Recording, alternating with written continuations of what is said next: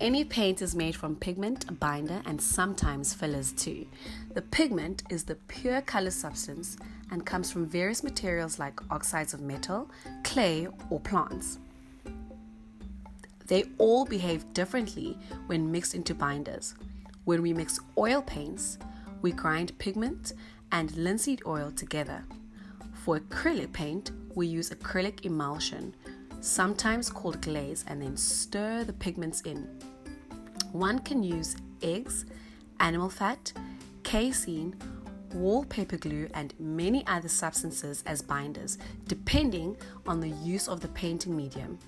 To make it a cheaper paint, one can mix in fillers like marble dust or chalk, but these will always steal away the brightness and the intensity of the paint when applied. For many centuries of paint making, the binder for making watercolor paint has been gum acacia, also known as gummi Arabic. The old masters, who were painting long before material production factories were invented, used the resin from the acacia trees, which dissolves in water. So, pigment plus dissolved gum acacia makes the purest watercolor paint. We, being based in Cape Town, South Africa, are lucky to have the paint factory Dala selling pigments already bound with water in bottles and paper glue in 750ml bottles. We have found that we can stir these two together to make watercolor paint very quickly. Children and adults at the Butterfly Art Project have tested the quality of this paint many thousands of times and found it very good.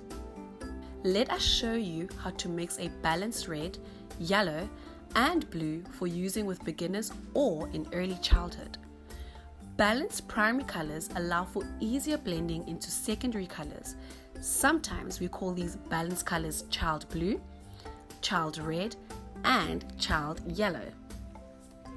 The amounts we are mixing for a minimum of 1,000 A4 pages. Take a bottle of 750ml ultramarine blue, stir a cup of Prussian blue into it.